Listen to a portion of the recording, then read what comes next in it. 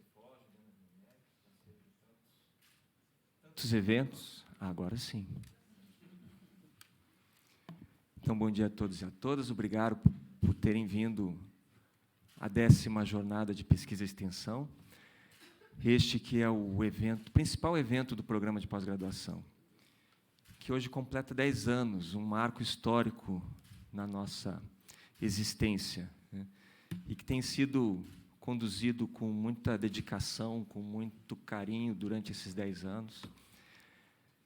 Desde o início do programa de pós-graduação, na época coordenado pelo professor Rildo, depois o professor André, depois o professor Ricardo Braga, hoje eu estou à frente do programa de pós-graduação.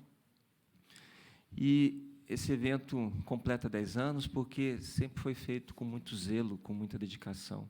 Então, minhas palavras são essencialmente de agradecimento pela equipe que trabalha e faz isso acontecer. Aqui eu vou sempre nominar alguns, mas sintam-se todos contemplados nos nomes que eu vou proferir. A Tatiana, a Terezinha, a Cristina Lins, a Isabel, que estiveram à frente desse processo desde o início do ano, mas também a toda a equipe da Copos. E, neste ano, a gente tem o prazer de conduzir esse evento, de organizar esse evento com a Ditec, que topou o desafio de trazer à discussão o tema Parlamento Digital, um tema muito atual, muito instigante, e que não teríamos condição de organizar se não tivéssemos essa parceria com a Ditec. Então, a quem eu agradeço aqui, em nome do Tião, Patrícia, Rodolfo, todos os colegas que trabalharam arduamente desde o início do ano para que estivéssemos agora juntos e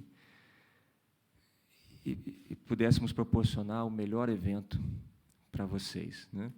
Parceria é uma palavra-chave no programa de pós-graduação, aqui no Cefor como um todo, e atualmente na Câmara como um todo, né? E essas parcerias nos têm deixado muito felizes na realização desse e de outros eventos. Em especial, temos a presença aqui do professor Manuel Santos, da Universidade Federal de Minas Gerais, que é um parceiro também presente, com quem temos desenvolvido pesquisas, e estudos e trocas de todas as formas, que, junto com uma outra parceria, que é a do Centro de Documentação, na Câmara, aqui representado pelo diretor, André, tivemos hoje o prazer de chegar aqui no Cefor, às 7h30 e, direto do forno, nos deparar com este livro aqui, Presidencialismo de Coalizão em Movimento. Um livro que foi organizado pelo professor Manuel, pela professora Giovana, uma parceria do Cefor, do Programa de Pós-Graduação, com a Universidade Federal de Minas Gerais, e que nos deu também muito prazer de construir, de organizar, de fazer com que isso fosse uma realidade. E um prazer, então, de poder lançar esse livro na jornada. Não está na nossa programação, porque, como eu disse, o livro acabou de sair do forno. Então, eu quero, desde já, fazer um convite para amanhã, às 15h30, no momento do coffee break, que é o que está programado aqui para a nossa jornada, fazer o lançamento desse livro, convidar a todos para que venham amanhã às 15h30, no coffee break. O professor Manuel e a professora Giovana estarão ali à disposição de todos para os devidos autógrafos e, enfim, para o networking, para fazer o debate. Foi algo que nos deu também muito prazer de fazer. Então, fruto sempre de parcerias. E para coroar um evento como esse, de 10 anos de dedicação e 10 anos de pesquisa e de promoção do debate sobre o Poder Legislativo, eu também queria agradecer a pessoa do professor Ludovic, Monsieur Ludovic. C'est un honneur de vous accueillir dans chez nous. Merci d'être ici, et c'est tout mon français. Hope you enjoy your time with us. Muito obrigado. Então, muito obrigado a todos. Espero que vocês gostem muito da jornada, porque foi organizada com muito carinho, muita dedicação. para vocês todos, para que tenhamos bons momentos de trocas e experiências. Obrigado. Boa jornada a todos.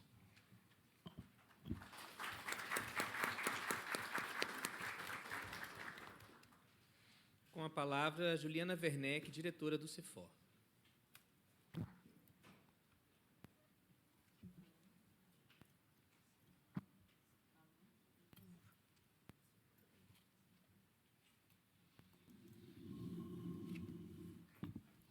Olá, bom dia a todos e todas. A minha fala também vai ser breve e vai seguir um pouco a linha da do Fabiano. É uma fala de boas-vindas e de agradecimento e de destacar alguns simbolismos deste momento de hoje. Então, quero também agradecer a toda a equipe da Copos e do restante do Cefor que conseguiu realizar este evento. Agradecer a administração da casa, de maneira geral, que tem apoiado a vinda dos professores, a parceria na realização, toda a equipe que coordenou, a equipe técnica e a divulgação do evento. E, claro, agradecer em especial a vocês, participantes que estão aqui, pesquisadores, professor Ludovic, não vou falar francês igual o Fabiano, pesquisadores, servidores do Legislativo brasileiro, pesquisadores do Brasil, que saíram de suas casas e estão aqui hoje para partilhar seu conhecimento, para compartilhar com outros. Então, é uma grata satisfação, é uma gratidão receber vocês aqui. Nessa semana em particular, em que a gente celebra o Dia Internacional da Democracia, dia 15 de setembro, ontem, comemora-se, desde 2007, uma data que foi instituída pela ONU, o Dia Internacional da Democracia. 10 anos após a União Interparlamentar fazer a convenção do que era a democracia. Então, trata-se de um momento simbólico em que a gente precisa realmente pensar e falar de democracia no Brasil e no mundo. O Fabiano destacou, essa é a 10ª jornada. E ser a 10ª jornada significa o quê? Significa a consolidação de um projeto, de uma pedagogia do conhecimento situada no poder legislativo, que conseguiu resistir 10 anos seguidos no poder público. Isso, para a gente, não é pouca coisa. Realizar algo em sequência no serviço público significa a união de muitas vontades e de muitos desejos que conseguem persistir sobre outras vontades, outros desejos e outros poderes. Então, a gente tem essa oportunidade de pensar. Acho que agora eu vou ter que trocar de novo.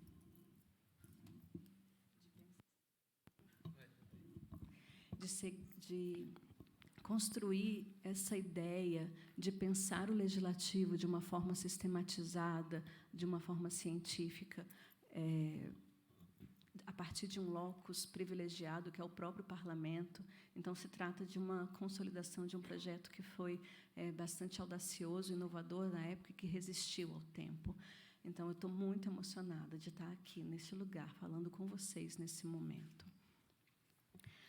Além disso, ele marca justamente essa visão estratégica de alguns líderes, de pessoas que, antenadas e com um projeto de conhecimento, de um projeto de pesquisa, e que estavam em lugares privilegiados naquele momento de fazer isso acontecer e de, ao longo do tempo, ir aprimorando e consolidando e incorporando outras possibilidades ao programa de pós-graduação. Então, se antes ele começa tendo apenas os cursos lato sensu, agora a gente tem um mestrado em poder legislativo, que é o primeiro e único ainda do Brasil. Então, isso nos honra em especial.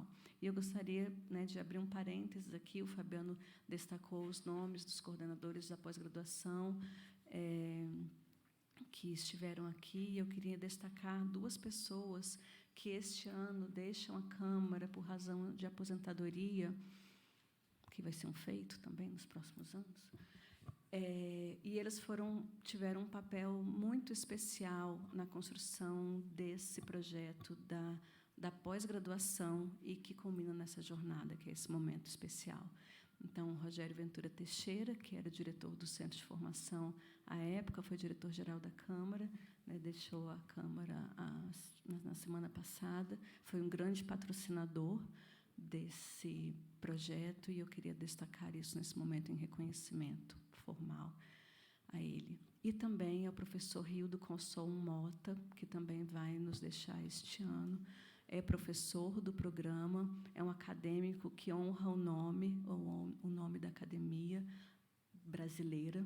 Ele começou, então, estudando o letramento literário e termina a sua jornada falando do letramento político. Ele foi responsável pela concepção do que temos hoje de educação legislativa, do que temos hoje da pós-graduação aqui na Câmara. Claro que não só, tudo é feito, né, como o Fabiano destacou, em parceria, mas ele tem uma responsabilidade muito peculiar nesse pensar desse projeto, e eu gostaria também homenageá-lo. Bom, enfim, essa 10ª jornada, ela marca, né, um outro feito que é muito importante, que é promover um espaço de diálogo entre fazeres que parecem, a priori, meio inconciliáveis, mas que são o fazer científico, o fazer técnico e o fazer político. E, de repente, os pesquisadores se detêm sobre esses 3 fazeres e vão estudar de maneira sistematizada o fazer político, o fazer no legislativo. E isso, então, por meio da ciência. E fazer ciência, hoje no Brasil, é um ato de resistência. Então, e fazer ciência no legislativo, eu acho que beira o heroísmo. Então, a vocês, heróis da resistência, o meu profundo agradecimento, a minha saudação especial, que venham mais 10 e 10 e tantos outros anos, que a gente possa aqui compartilhar, que a gente possa pensar esses caminhos da democracia, a partir desse sujeito, desse ator, desse elemento fundamental para a democracia, que é o legislativo. E, só para fechar, né, então, outro simbolismo nessa 10ª jornada é que a gente está falando de legislativo digital, né, e nenhum debate talvez seja mais oportuno do que essa influência da tecnologia no mundo e, em particular, na democracia e nos caminhos do legislativo. Então, Tião, Patrícia, Rodolfo, professor Ludovic, muito obrigada por estarem junto, terem estado esses últimos meses. Foi um trabalho incessante, determinado, que não se trata apenas, gente, de competência e zelo, trata-se de engajar os afetos, de engajar a vontade. E a gente conversava ali na porta, agora no começo, e o Tião falava, fazer isso aqui me dá esperança. Então, estar aqui hoje significa não somente o resultado de muito trabalho e esforço, mas significa também uma renovação de esperanças para o que vem por aí. Então, né, muito obrigada, um bom dia, que esses 2 dias sejam muito ricos, que eles sejam, né, ricos de significado, de aprendizados, de trocas, de encontros, de novas conexões. Obrigada aos que vêm pela primeira vez, estudantes, e que vocês sigam aí com determinação essa missão de fazer ciência na ciência política no Brasil.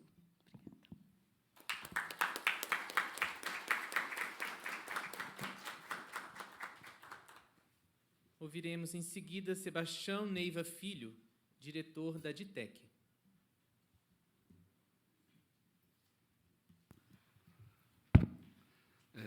Bom dia a todos. Obrigado pela presença, muito bom vê-los nessa manhã.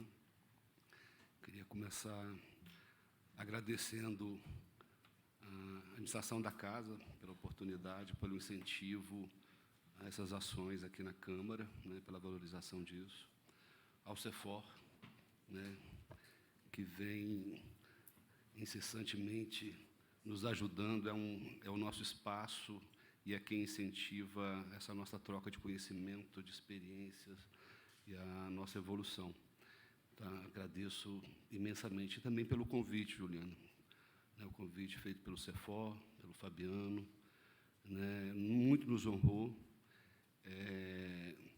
Uma experiência realmente rica, e principalmente pelo que foi apresentado aqui hoje. Né, como a Juliana comentou, né, isso me traz esperanças. Né, nós estamos num momento de mudanças, de muitos desafios. A gente fala em Parlamento Digital, e o Parlamento Digital, na verdade, não é só a tecnologia, somos todos nós. Né? Cada um de vocês aqui, né, que tem esse interesse, que se incomoda e quer fazer mudanças, faz parte desse Parlamento Digital. Então, sim, me dá esperanças. Quando eu vejo 47 trabalhos apresentados, né, e cada um desses requer tempo, requer pesquisa, requer dedicação e entrega. Então, realmente, me dá esperança para esse futuro que temos em frente. Então, novamente, agradecer vocês, Juliana. Tá? Agradecer a equipe da coordenação da jornada, agradecer aos palestrantes, agradecer a cada um dos 47 pesquisadores e colegas que apresentaram, se dedicaram à apresentação desses trabalhos. Ao professor Ludovic, muitíssimo obrigado pela presença, pelo seu tempo, pelo seu carinho, sua presença aqui. Era isso que eu tinha que falar. Obrigado, gente. Bom dia, excelente evento para todos.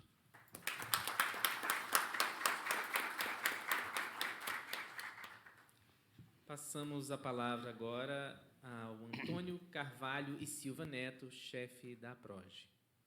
Bom dia. Bom dia. Começar primeiro agradecendo ao Fabiano, Juliana, né, em nome do Cefor, por proporcionarem à Câmara dos Deputados e à sociedade brasileira momentos como esse. Eu via no discurso da Ju e o Fabiano falando essa paixão pela produção do conhecimento. E quando a gente fala de democracia, a gente fala de compartilhar. Né? Desde o início dos princípios democráticos na Ágora, era um compartilhamento de visões, um compartilhamento de ideias para buscar uma decisão comum para a sociedade. Isso foi evoluindo, obviamente, ao longo do tempo, nos diferentes formatos, em função da vida cotidiana que muda, né? O ser humano é dinâmico. O ser humano é um ser, por natureza, moldável. Né? E quando a gente começa a pensar que não só, né, o Brasil, mas o mundo passa por transformações, esse compartilhamento de ideias, de conhecimentos, na forma da educação, ele se torna fundamental para que a humanidade continue caminhando. Para mim, enquanto cientista político, que sou de formação, é muito bom ver o parlamento sendo estudado. Parabenizar a Ditec, né, nas pessoas do Tião, da Patrícia e do Rodolfo, justamente por isso, de pensar o futuro do legislativo junto aqui do Cefor. Porque o nosso legislativo, o nosso parlamento é um poder peculiar, por natureza, e pouco estudado, até na academia, na ciência política.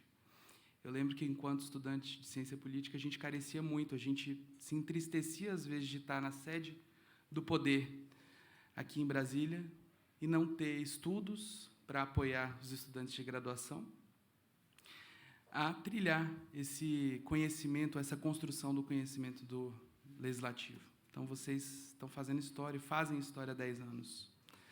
É o que a Juliana falou. Às vezes, as iniciativas no parlamento, elas têm 1, 2, 3 edições. Seguir por 10 edições realmente é um fato histórico e de muita determinação e garra.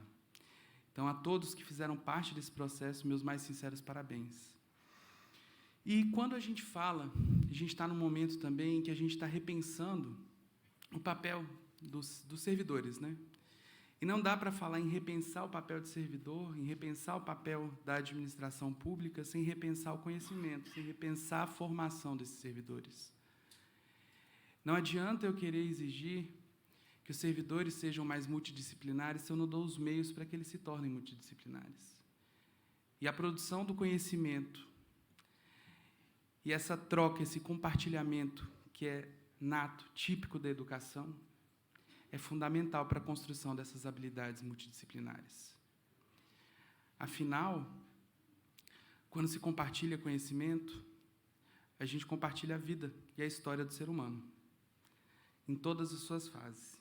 Então, quando a gente fala, né, da Semana da Democracia, em função do Dia Internacional da Democracia, que foi ontem, o que estamos fazendo aqui, o que vocês vão fazer aqui ao longo desses 2 dias é fundamental.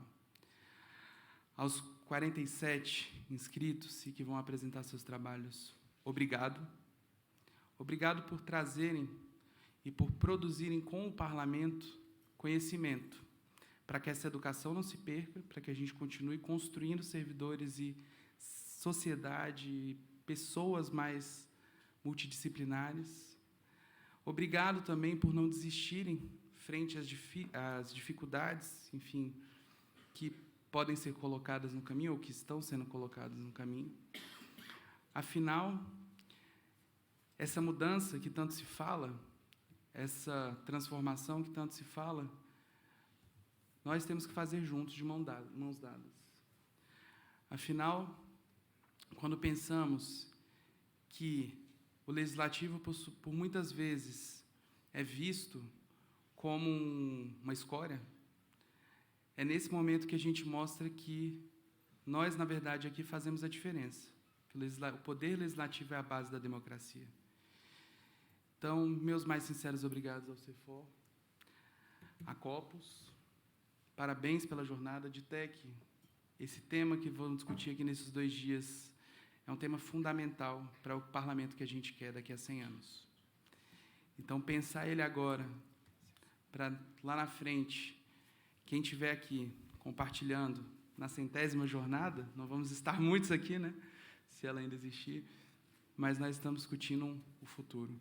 Professor Ludovic, muito obrigado pela vinda, muito obrigado por compartilhar conosco conhecimento, por aceitar tocar com a Câmara dos Deputados e com o Parlamento Brasileiro diferentes projetos, por aceitar vir aqui, chegar num domingo para ir embora numa quarta-feira, para compartilhar o conhecimento e manter viva essa chama de educação que nunca pode se apagar. Obrigado a todos. Em nome da administração da casa, meus mais sinceros parabéns e uma excelente jornada.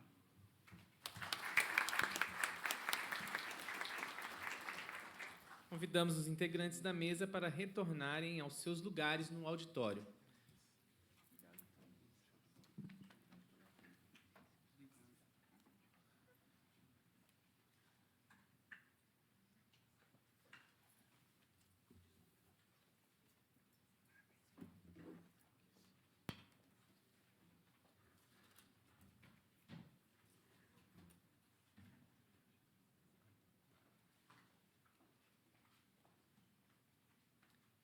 Para proferir a palestra de abertura com o tema Parlamento Digital, um habilitador para o fortalecimento da democracia, convidamos o professor Ludovic Delépine.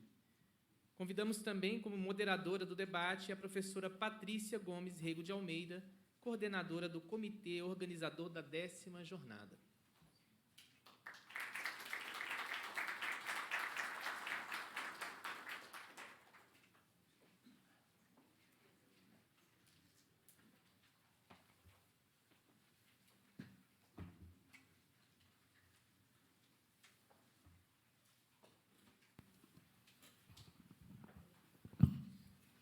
Bom dia a todos.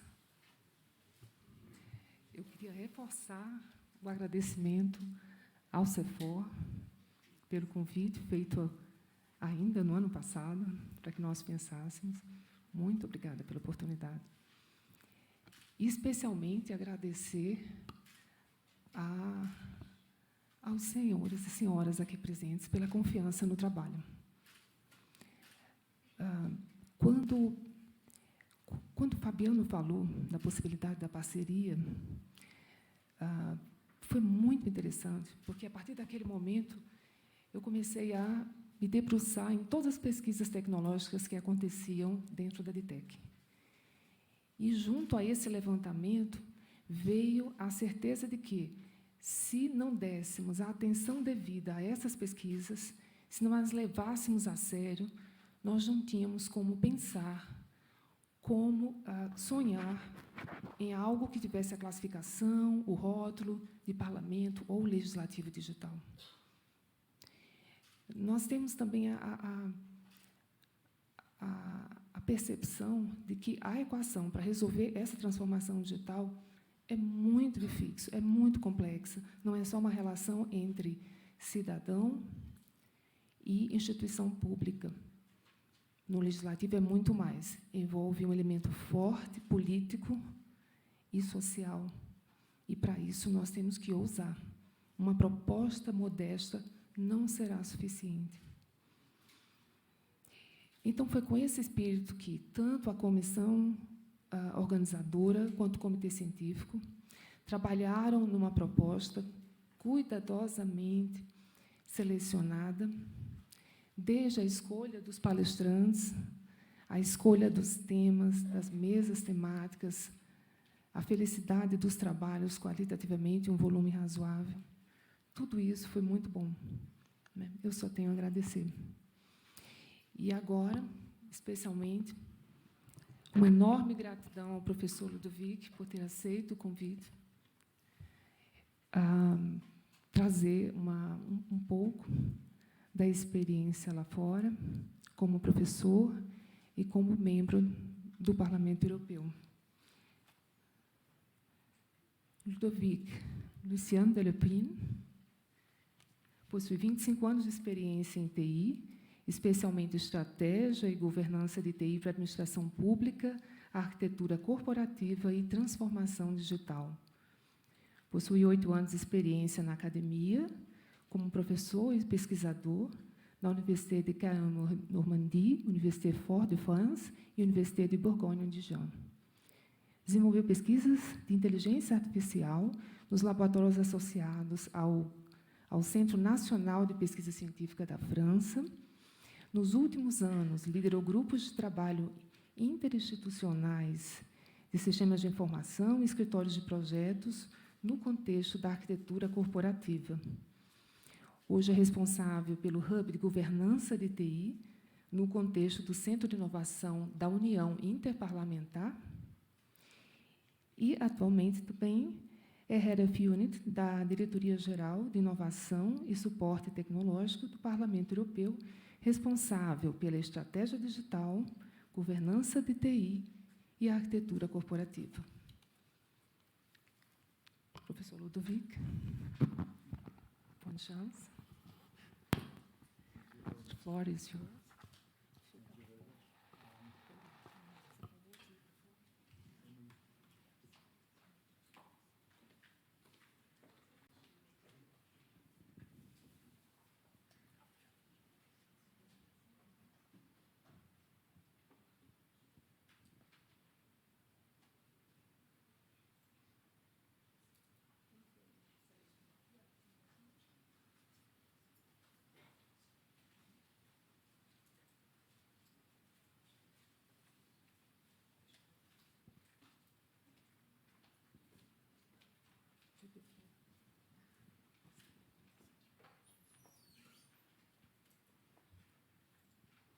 Thank you very much. Until the presentation is coming. First, Patrícia, thank you very much for your warm welcome and the invitation made for dear directors, and dear professors, dear colleagues, dear students. I'm very pleased to be here today. And dear Fabiano, I'm really sorry, but my Portuguese is largely worse than your French is, which is only limited to bom dia, and obrigado. So I'm really looking to know forward, but currently I will stop in Portuguese and continue in English, if you don't mind. Thank you very much. So let's start our journey. That's digital parliament and democracy. This is a thematic that has been already mentioned before. So you will be provoked a little bit at the purpose of this seminar, to make you think about things, having reactions, and then after we will have a quite long session of questions, so if you are willing to address any questions, of course, please feel free. We are in Brasilia, 2030. Currently, most of the Brazilian people are equipped with a CBI. So CBI stands for Computer-Brain Interface. So this is a standard device that's a bio-extension, which is given to all Brazilian citizens to help them in monitoring their healthcare, but it also helps them to increase their cognitive capacity, meaning that you could learn languages and you are permanently connected to the cybersphere. So if you need to learn something, if you need to have a question raised, you just think about it, you're connected to the cybersphere, and you get the answer. And that's the way how people are now interacting with what was called previously the internet, that doesn't exist anymore. And this is one of the last services that has been deployed by the Brazilian digital strategy. And for this strategy, there was a huge interest for the Chamber of Deputies, because on several occasions they wanted to conduct some consultation of citizens, and it was a very huge process, a nationwide process, to send all these documents, to inform all the people, to collect the answers, to analyze the answers. No, it has been really facilitated by the CBI. The CBI are acting as an avatar for each of the citizens. They can replace the citizen, because these avatars are directly connected to your brain. So they know what you like, they know what you don't, they know what you hear, they know what you listen, look, and they even can decide in your place, because they know what your logic will be behind. And even when the question will have an emotional answer, they are able to answer in your name. So there's no need to launch this whole very cumbersome process. It's extremely easy. The Chamber of Deputies will just raise the question to the CBIs will catch the question, provide back the answer, and they will have this consultation made in very short delay. So this was the last process deployed in the context of the Brazilian digital strategy, and most of the people are extremely happy of this new deployment. So this is just science fiction. We're in 2030, and then trust me, I'm not necessarily a friend of Elon Musk, but let's say that's it. This is something that we could discuss about. So one of the questions that it's a postgraduate seminar. So dear students, please do not hesitate to exchange with your professors, raise this question, discuss among yourselves. So how would you feel with such an e-democratic service? Would you feel comfortable? Would you accept so easily that you have an avatar which is directly plugged in your brain, and which is used by the government, by the political level, in order to get some information from you? And of course, this avatar will not necessarily tell it to you because he knows the answer. So there's no need to confirm something with you. The information is provided back. I propose to have a journey through democracy, going through these 4 steps. The first one is to come back a little bit on the rise of e-democracy. And the second one, through the electoral democracy. We'll see also the difference between e-government and e-parliament. Very often there's a kind of mistake making in between both. We'll move to the e-participation, which is one of the core processes from the e-parliament. And the second one, which is about the e-administration, which is a second core process from the e-parliament. And we go through this and we conclude at the end. So, the rise of e-democracy. We are very often referring to democracy compared to the city-state of Athens. It's 6th century before Christ right now. And we always refer as being the first city-state state being democratic. It was not the only one in Greece at this time being, in fact, but maybe it was the one that was the most documented compared to the other one. And we always refer as being the ideal democracy that has ever existed. Well, we can still discuss a little bit this point, that in this city-state, first, foreigners, residents were not allowed to vote. Women were not allowed to vote.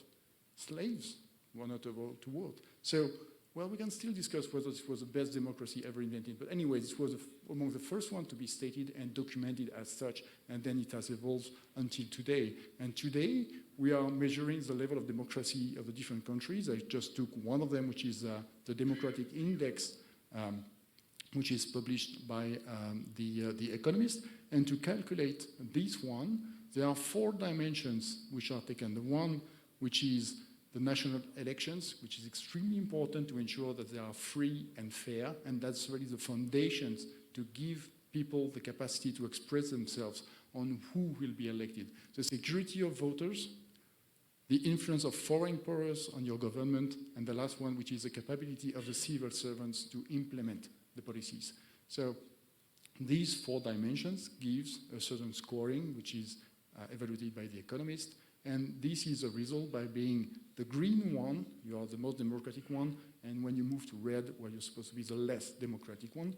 The number 1, the rank 1, is currently occupied by Norway, and Brazil is in position 50 out of 178, something like that. So which was not so bad at all. Because of course there's room for improvement, otherwise we would not be there. But let's say 50 is not that bad at all. So that's what we are nowadays. And in some contexts within these democracies, we have the government to be accountable for the citizen. And many laws are passed in this direction. Here are just 2 ones that we have inside the European Union. The first one is about data protection.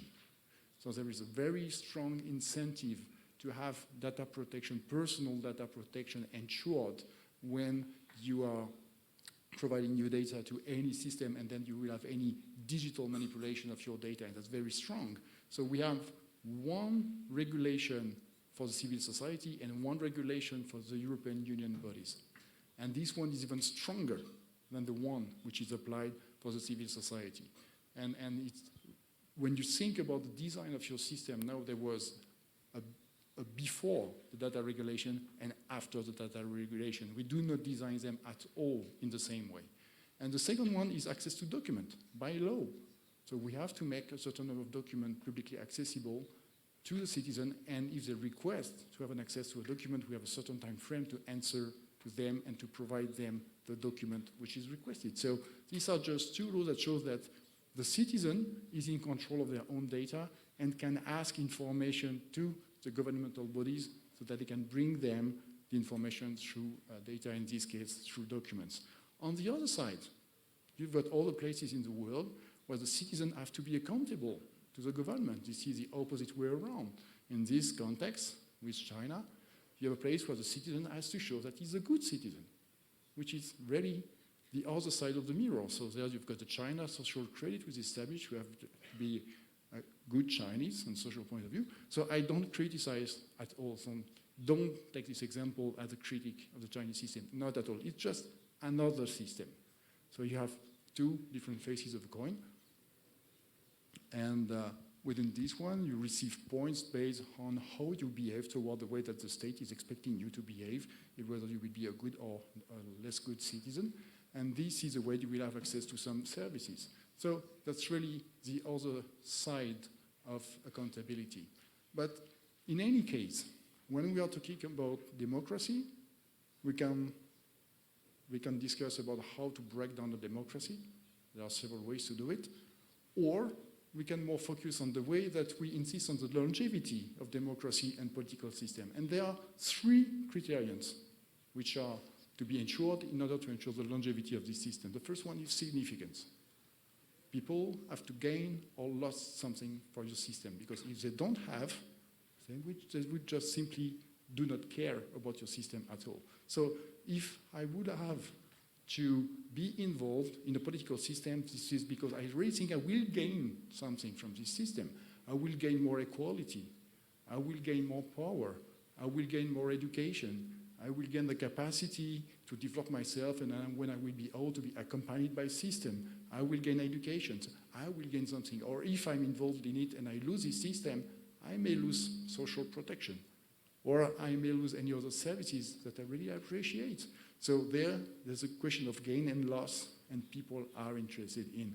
It's not something new at all. And when you think that you may have this problem of significance, you may have some action that you would like to involve in order to rebuild this fact that, yes, we are there for you, and you have things to gain from our policies. And we have examples very recently in the European Union where people have lost this notion of significance.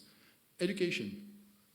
Education, because the manifesto of the political system do not come by themselves. You do not invent them, and the government and the way that it's managed is not that simple at all. These are books which are written, there are studies which are made. How is ruled the state? How is ruled the government? How is ruled the nation? What are the roles and the responsibilities of the different bodies? What are your obligations as a citizen? Are you obliged to vote, starting from a certain age? Are you invited to vote? So all these things do not come for free. You are not born with a genetic part of your body that tells you here is a Brazilian constitution, it's plugged directly in you, maybe with a CBI later on, but right now it's not the case. And this is not that you cannot explain to children what a bill is, what a law is, what a government is. You just need to make it with a language that they are able to understand. But that's for children. But this is valid for all the different ages. So education is extremely important. That's really one of the 3 pillars for the longevity of a political system. And the last one is trust. Trust in the institutions and trust in the way that the resources are managed. And I think I will not explain more in Brazil the importance of this 3rd pillar. Trust in the institution is fundamental. So if the people think that whatever they vote, whatever they have an interest, whatever they express themselves, the political level is doing what it wants, then you start to have a lack of trust in your institutions. And what happens when you have a lack of trust? Well, it's almost evident that the civil society will group them or self-grouped, and then, well, nobody knows that much what will happen, but they will start to run against the way that they are governed because they will just feel that there's a complete lack of trust in between them and the way that they are governed. So if we want to talk about the longevity of democratic system, it has really to be insisted on these 3 pillars that have to be maintained permanently and repeated over significance, education, and trust. The modern origins of e-democracy. So please don't think that e-democracy is a very brand new concept. It's a fancy word. Are there consultants in the room, by the way?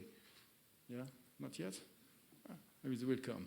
That's part of the buzzwords which is used, and I will use some of them because it's fun to use buzzwords. E-democracy is one, but it was not invented recently. It was invented in the 50s, almost with the creation of computers. And we had the first part in the 50s, 60s, and this first part of the e-democracy was called the governing machine. And the governing machine has mainly, let's say, 2 dimensions. The first one, this was to try to facilitate international negotiations in between countries. So how far, if I use some arguments, I will push the other parts to accept my own opinion. So it was mainly reasoning based on foundations of logic behind, let's say primal logic, something very simple, but it was based on this principle. And the second one was, what is the impact of the policies on the civil society and the economy?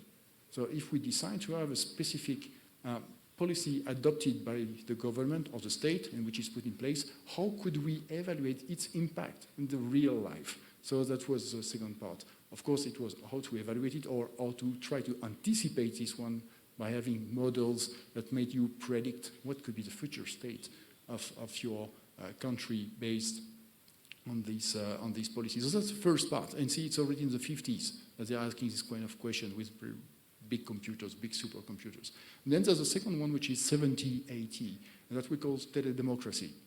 And this is really the very beginning of the use of networks and having personal computer disseminated in some places, in some families, and you could have at this time the opportunity to exchange with the television. You may have games on the television, say, well, if you go to this site and you provide me the answer, you may have the opportunity to win a place for the next baseball game, all this kind of thing. So you started to have interaction between people, not directly through the computers, but computer was a kind of mediation used in order to transfer data and to exchange. And this was a rise of teledemocracy. But the cost of the computers was quite high. It was not very friendly in terms of user interface. Network was not deployed everywhere, and the speed was quite low, I have to admit, for this period. But this was really the start of networking, personal computer, and all the services attached. And then you've got the 90s with cyber democracy and the cybersphere. So full use of the internet, nationwide programs to deploy the internet for all the citizens, low cost for computers, and then really user-centric approach in order to capture the user as part of an economical system. So that was valid for the civil society, but also valid for the administration, of course. So try to capture that. And this is a cyber democracy. So this is a current phase in which we are. And you see that there's wide projects say, okay, we should deploy 5G everywhere around the country so that everybody can have an access permanently to the network and can provide information, can receive information everywhere. This is more valid in a country which is extremely used. So Brazil is the 5th country in terms of size in the world, extremely large. On the other side, you have 200 million people, almost, which is not that much. So there's a very huge country and maybe some places which are very difficult to reach with connections. So connectivity is one of the serious issues that Brazil has to face. But this is part of the cyber democracy to say, we don't want to introduce inequalities between people, the one who have an access to networks and the one who do not have access to networks. So that's one of the dimensions which is also targeted. But this is the current state of the development of cyber democracy. This is the one that we are currently involved. So what are the requirements for, I would say, a successful e-democracy? The first one is a network access, an internet access for all the citizens, not to introduce this inequality. The second one is about security and protection of privacy. People need to be sure that when they are submitted an information, this information will only be used in the purpose it is supposed to be used and not misused by someone else. So there is a very important part about authenticated identity. We don't need to have an identity which is anonymous, which will be against the maintenance of this equal participation. We don't want anonymous participation, but trusted identity. This is something that we will come back later on for the e-participation inside the Parliament. So security, protection, and the last one is government responsiveness.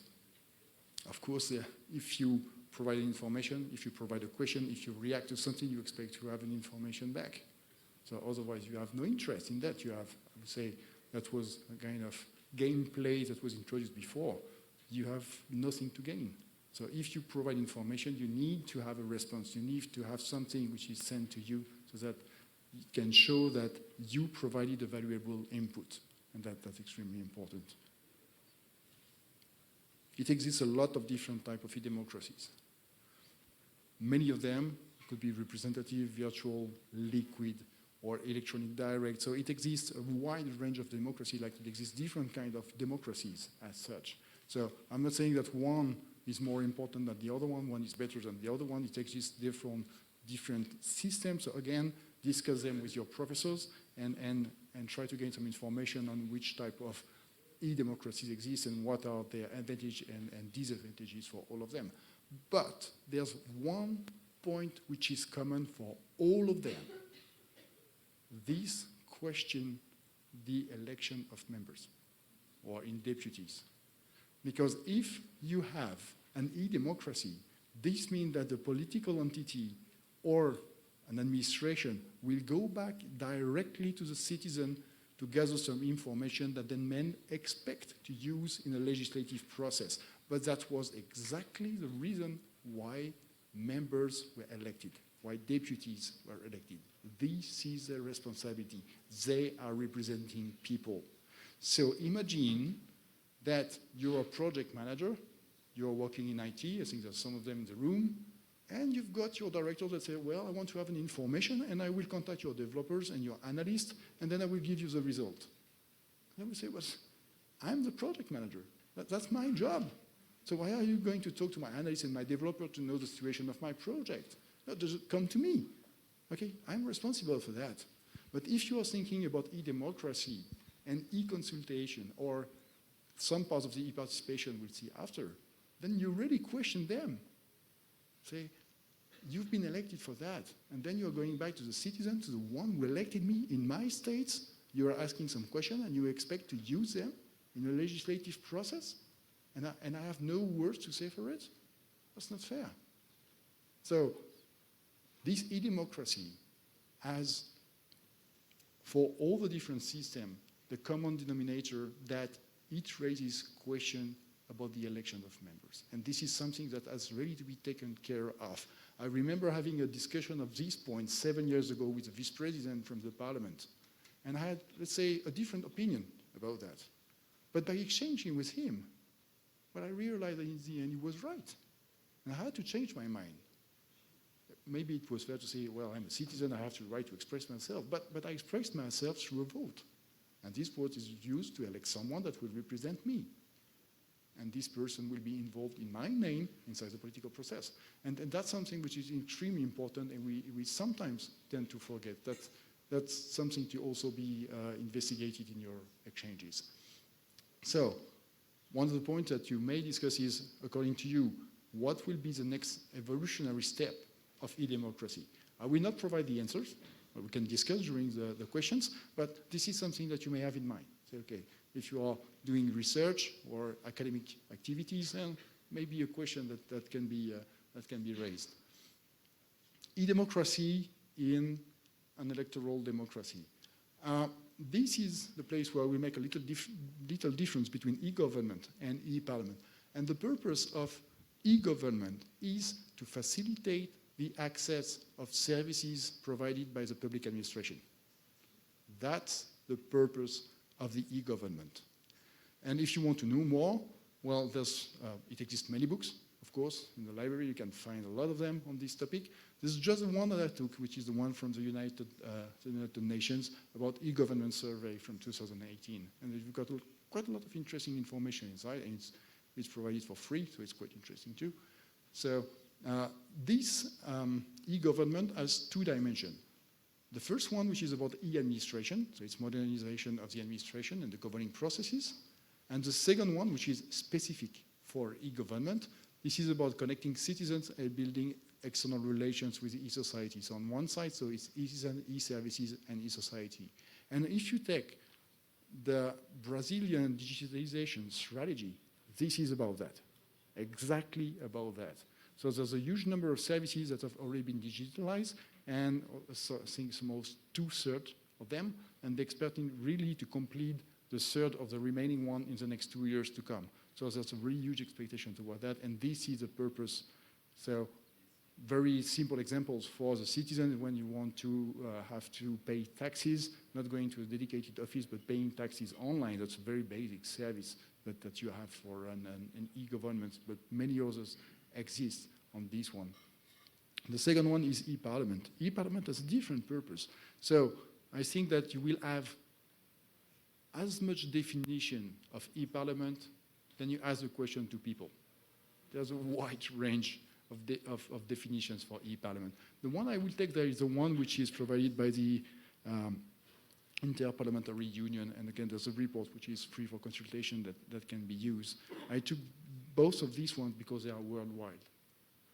And for this one, for the e-parliament, the purpose is to make the legislature transparent and accountable and trusted. That's the purpose of an e-parliament. It's completely different from e-government. And on this one, what we have is, of course, e-administration. This is the same thing as the previous one. So parliamentary activities, legislative activities are supported by an administration. A governmental body is supported by an administration in both cases. And these administrations are not so different from the one from the others. They are just trying to to solve different issues. They are addressing different issues, and so they are supporting different bodies with different perspectives. But in the end, they are very similar the one to each other. But what is specific for the e-Parliament is the information, e-consultation, and e-decision making when discussing the relation with the citizen. So information is just providing information to the citizen, so you are pushing information. E-consultation is what you start to try to coordinate discussions with the citizen, and e-decision making, which is the most complex one, is to try to involve the citizen in the decision-making process for legislature. And this one is mainly the point that I was just targeting before by questioning the activities of members, the role and responsibility of members. This is really the one to be taken care of. And these three ones about information, e-consultation, and e-participation, all three grouped together are named e-participation. So mainly in this context of the e-Parliament, I will focus on e-administration on one side and e-participation on the other one. So if you expect me to talk about how to transform in XML some documents that you introduce in the legislative chain, we can do that, but during the questions will be a little bit more technical, but not for this first part. So I was mentioning previously several times the Brazilian digital strategy, but how many of you know it? Its scope, its progress. Well, maybe something that's quite interesting for the global state, or maybe you could have an exchange on it. Again, it's available for the public. It's free. I downloaded it. I went through it. Quite interesting. So, well, maybe an interesting document to go through. So, e-participation in the European Parliament. So, what's the European Parliament? Parliament is an indirect democracy where we have some members who are representing people and they are directly elected. So that's the way that members are elected. We have 751 members and one president, which is currently President David Maria Sassoli, is an Italian president. And these members are grouped in different type of entities. They are grouped in committees in order to prepare the work of the plenary session, of the plenary activities. They are grouped in delegations, and this is a place where they will represent the European Parliament toward non-EU member states. And of course, they are also grouped by political groups that need to have a certain number of representatives for a certain number of countries, and then they can create a political group. And all of them are participating to what we call the plenary, which is the place where they will decide to vote in the end in the act that will be then published by the Parliament and exchanged with the Council. So this is very briefly the way that the political side of the Parliament is organized. And there was a study that was made by one of our departments, what we call DG IPOL, so the Directorate-General for Internal Policies, about e-democracy, e-participation. It was published quite recently.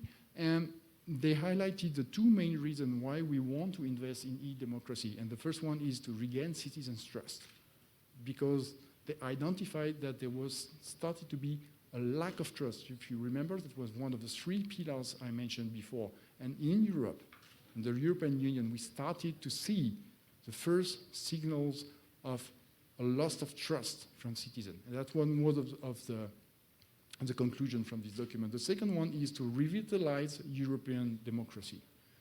And this is also about education. It doesn't come for free.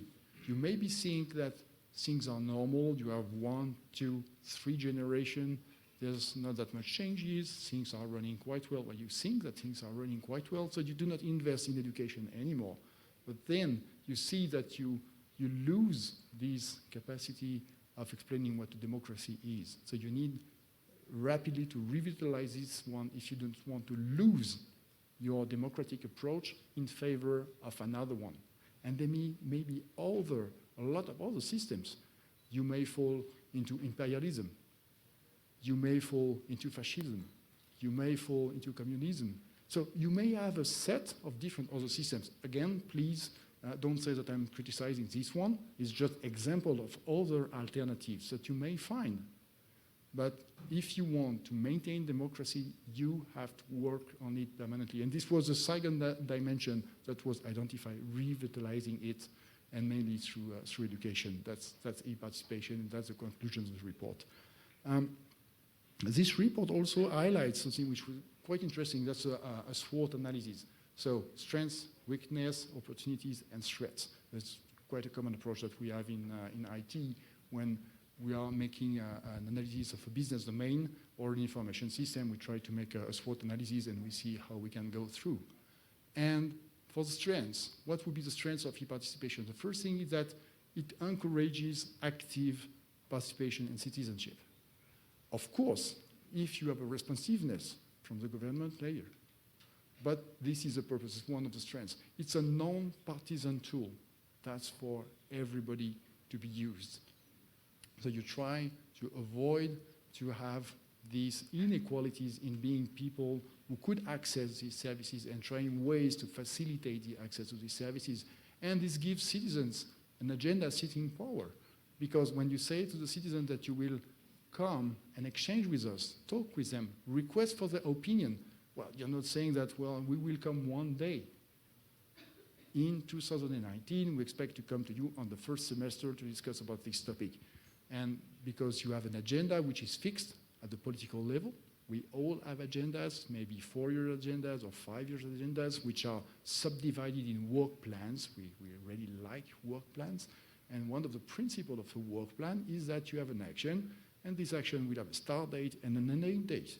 And you have to communicate this one to the people, say, okay, no, we can talk and discuss each other at this moment about this topic. So for the one who are willing to be interested in this topic, and say, okay, well, I keep in mind that, well, beginning of next year, maybe in January, they will start to discuss about education. I'm interested about education, so I will come back to this site, or I will request information at this time being, but until then, well, I will do something else, probably go to the seaside or do my job, and this will be enough. So these are the strengths of this system.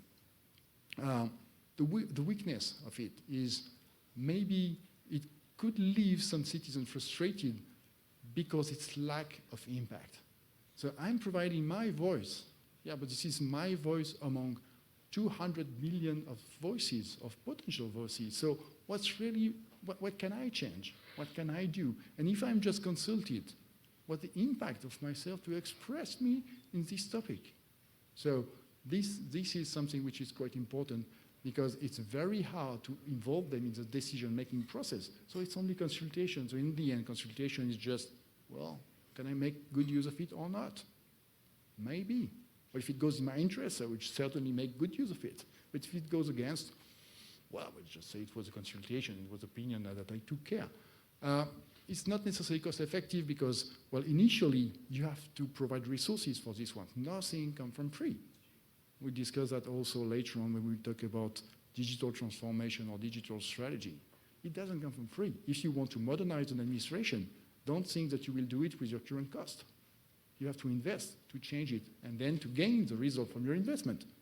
It doesn't go immediately with going down with the resources. So it's a cost-effective system. You have to finance this one. You have to maintain this one. And sometimes through different means.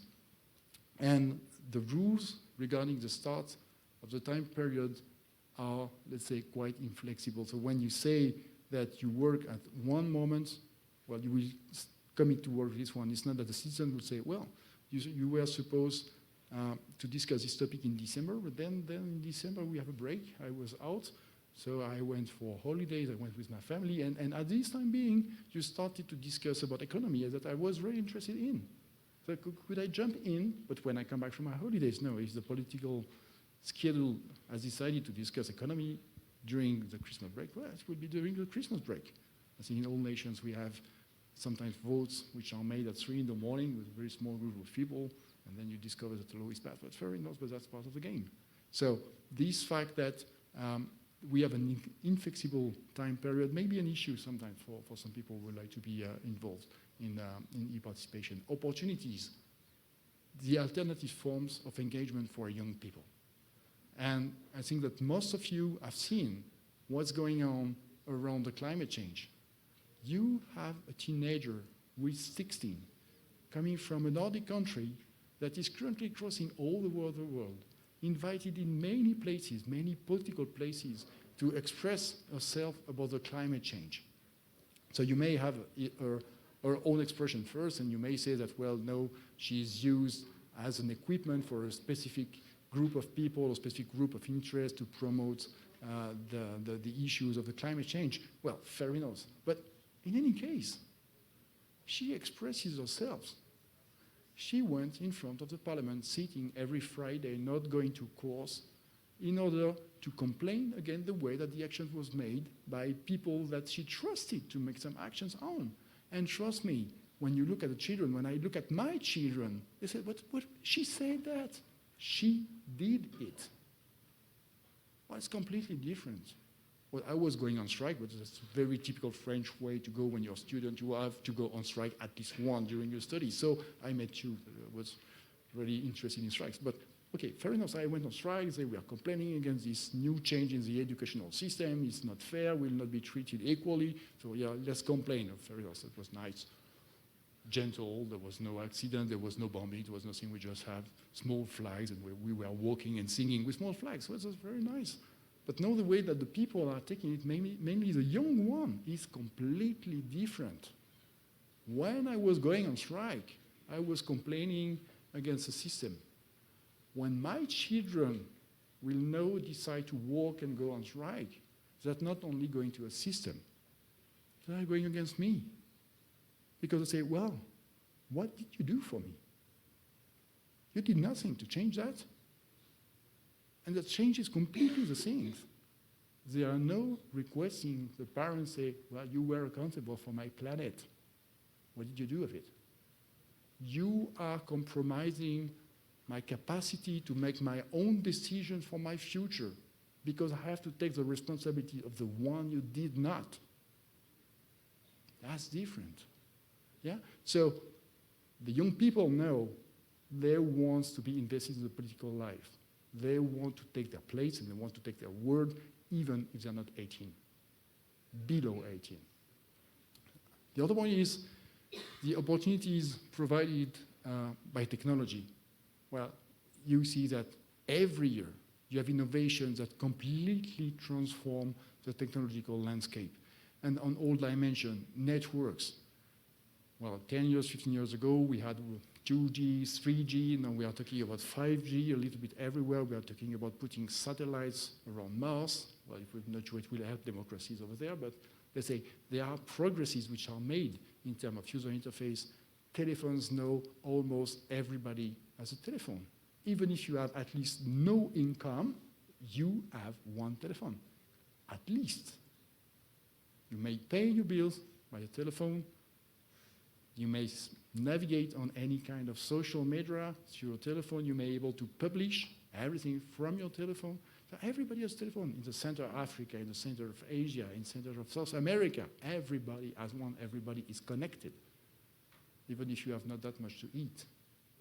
Yeah? So technology is growing very fast, and it has to be included. That's a really huge potential.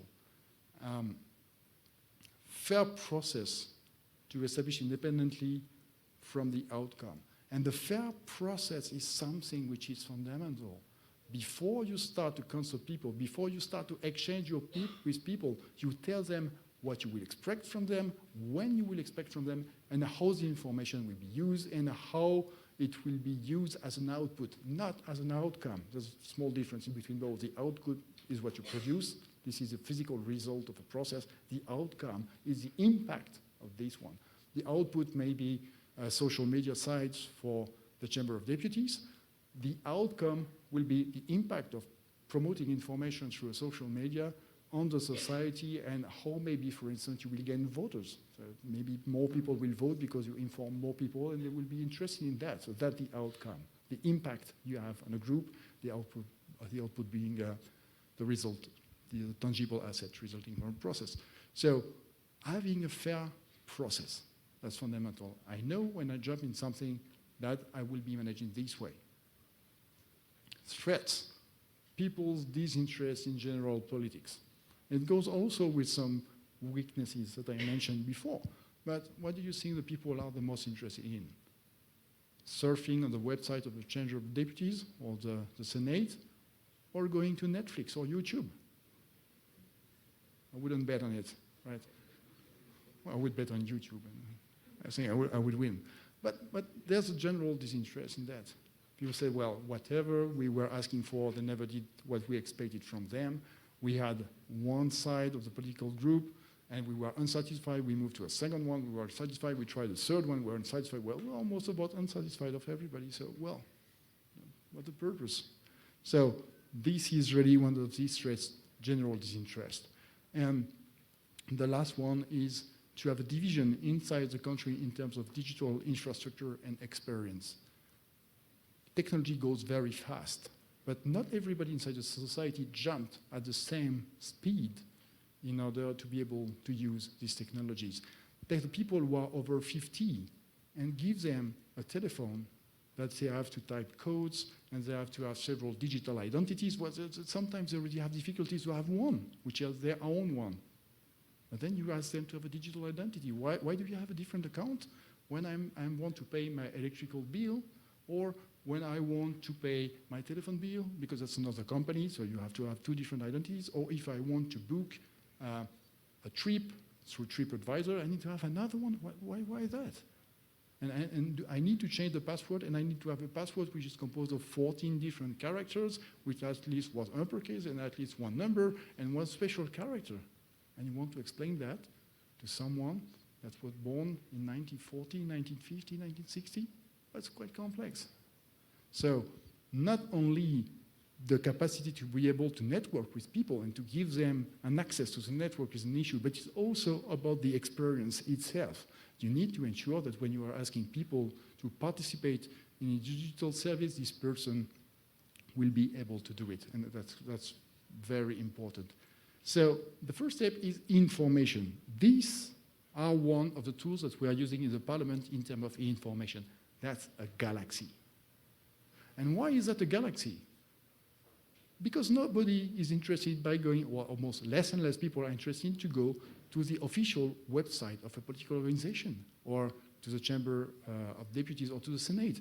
They just ask for the number of consultations on the site and put that in front of the number of followers that you have on Facebook or on Instagram or on LinkedIn. So all these social media, they are part of the landscape, and people will not come to you. You have to go where the people are, because they are not interested in coming to you. So these are some of one we have. You see that we have some Facebook contacts, we have some Twitter flows, we have some applications that we launched in the context of the election, which is together.eu, and we have, of course, a website. We have created a digital museum, which is my house of European history, that everybody can give a testimony and let a testimony that will be hosted for a quite long time. So we have stories that come from 1900, where people gave us testimony about how they feel about Europe, or which kind of experience they had with Europe. Not only the fall of the Berlin Wall, but largely different things. So this is part of the culture also of the European Union. Facebook, of course, apps. We launched dedicated apps, and this is something that we also learn as an experience from the Brexit, that, well, to a certain extent, how do we communicate to people what we are doing for them, right? How can a citizen take something which is quite simple and say, I'm living in this part of France, and what has the European Union did for me in terms of projects where I live, not 200 kilometers from here, in my village, close to my village, in my region, or in my district. And that's what they expect from the administration, to come back and say, well, we did that for you, so it's gain and loss.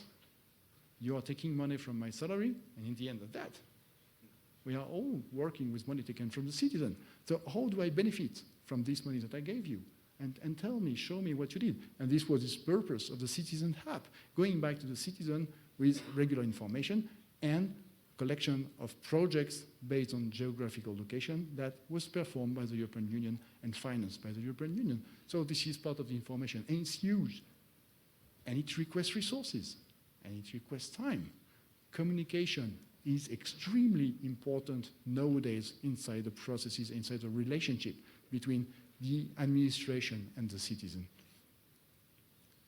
And information doesn't come for free. It's not that you're just saying, well, okay, Rodolfo, you will write a very nice summary about a bill that is currently going on, and you will publish it on Facebook.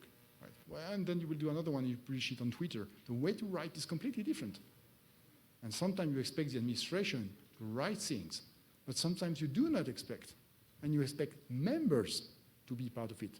But do you think that all members are training courses on how to behave in front of a camera, how to speak in front of a camera, how to speak inside an hemicycle, how to write on social media, what to say, what not to say? Well, you may have some which are extremely direct, extremely short. If you want to have an example, the president, as President Trump, well, the communication is made directly for him, straightforward, extremely direct. Well, there's nothing to discuss around, right? But if you say, well, maybe you can use a different approach in order to communicate them, then you may have to tell them how to do it, and you may have to train them, or to train their assistant, because sometimes it's the assistant who will communicate in the name of the member.